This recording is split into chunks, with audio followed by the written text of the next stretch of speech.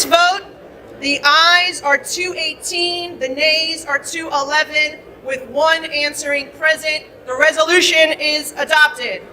Is anyone surprised that I am somehow deemed unworthy to speak about American foreign policy, or that they see me as a powerful voice that needs to be silenced? Frankly, it is expected, because when you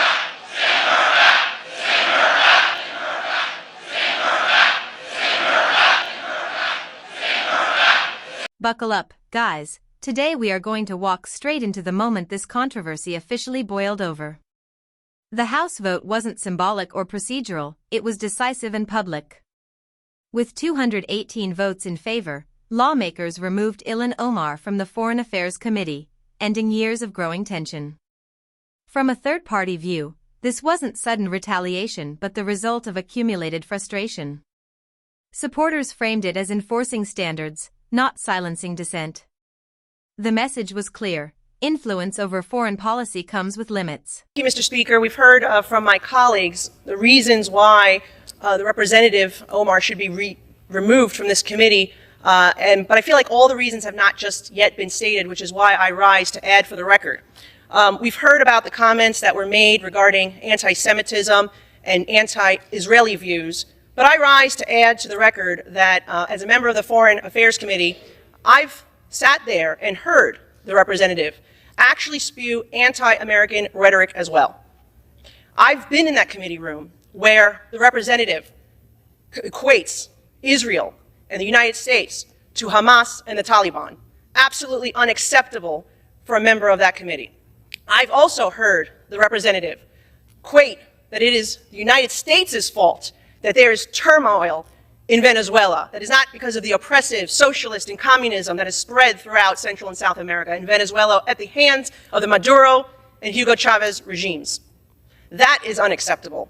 And as a New York representative, to hear the representative belittle, to try to diminish the worst terrorist attack on United States soil on September 11, 2001, as some people did something, that is unacceptable as well. And I hold the same standard for this side of the aisle that I do the other, because when another colleague on my side said something about 9/11, I also voted to have her removed from the Education Committee because I thought that was inappropriate.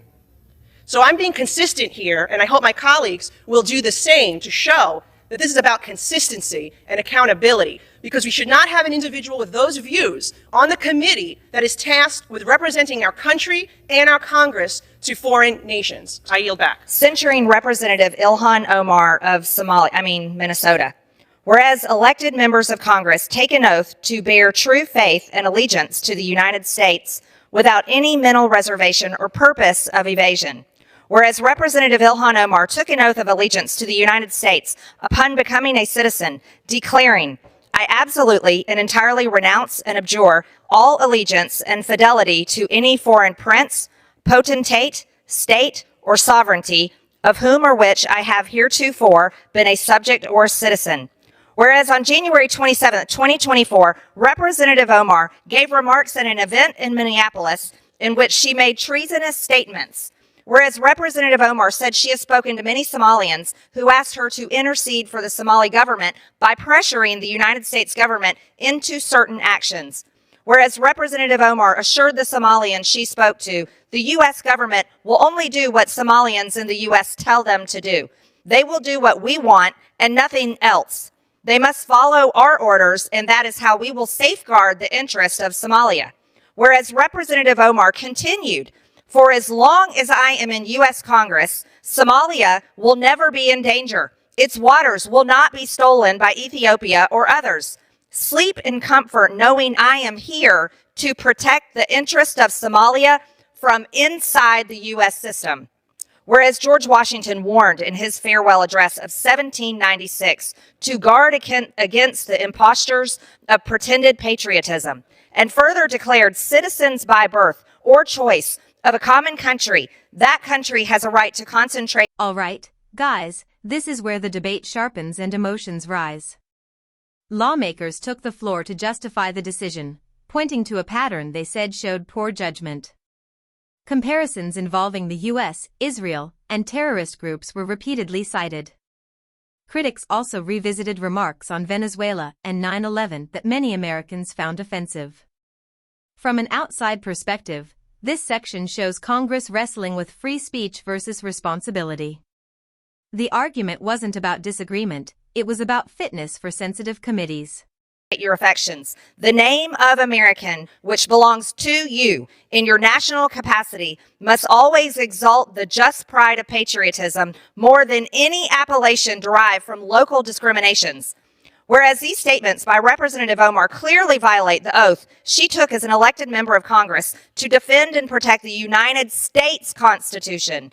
Whereas Representative Omar has exhibited the treasonous tendencies George Washington warned about, and her actions must be condemned by all members of Congress who adhere to the oath they took upon assuming office.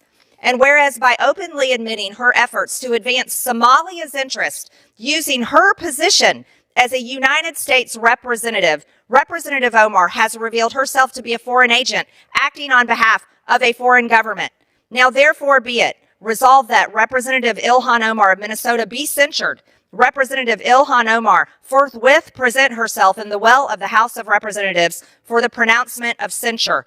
Representative Ilhan Omar be censured with the public reading of this resolution by the Speaker, and Representative Ilhan Omar be and is hereby removed from the Committee of the Budget and the Committee on Education and the Workforce. Mr. Speaker, pursuant to Clause 2A1 of Rule 9, I rise to give notice of my intent to raise a question of the privileges of the House. The form of the resolution is as follows. House Resolution 713, censuring Representative Ilhan Omar of Minnesota and removing her from the Committee on Education and Workforce and the Committee on the Budget. Whereas Charlie Kirk was a lifelong advocate for freedom of speech, civil political discourse, and the political engagement of youth. Whereas Charlie Kirk was a man of deep faith, a husband, and a father to 2 young children.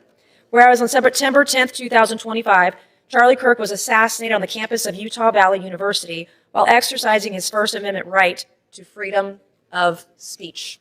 Whereas on September 11th, 2025, one day after the assassination of Charlie Kirk, Representative Ilhan Omar gave an interview on Zateo's town hall with Mehdi Hassan in which she smeared Charlie Kirk and implied he was to blame for his own murder. Whereas on September 12th, 2025, 2 days after the assassination of Charlie Kirk, Representative Ilhan Omar reposted a video on X, formerly known as Twitter, which disparaged the character of Charlie Kirk and those mourning his death. Whereas the video Representative Ilhan Omar reposted on X states Charlie Kirk is dead, and before the body got cold, the far right propped his corpse up as a cudgel for their holy war. Whereas the video Representative Ilhan Omar reposted on X further states, don't be fooled. These people don't give a single shit about Charlie Kirk. They are just using his death to further their Christo-fascist agenda.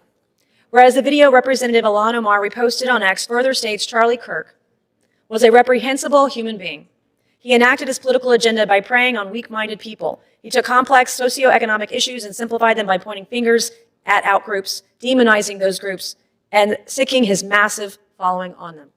Whereas the video Representative Ilhan Omar reposted on X further states Charlie Kirk was a stochastic terrorist, an adamant transphobe. He denied the genocide happening in Palestine. He believed the subjugation of women, and in his last dying words, he was spewing racist dog whistles. Whereas the video Representative Ilhan Omar reposted on X further states Charlie Kirk was Dr. Frankenstein, and his monster shot him through the neck. Whereas the video Representative Ilhan Omar reposted on X further blames Charlie Kirk for his own murder. Whereas Clause 1 of Rule 13 of the Rules of the House of Representatives provides a member, delegate, resident commissioner, officer, or employee of the House shall behave at all times in a manner that shall reflect credibility on the House. Whereas Representative Ilhan Omar's actions in the wake of the assassination of Charlie Kirk are reprehensible and affect the dignity and integrity of the proceedings of the House and do not reflect the credibility on the House. Now therefore be it resolved that Representative Ilhan Omar of Minnesota be censured. Representative Ilhan Omar forthwith present herself in the well of the House of Representatives for the pronouncement of censure.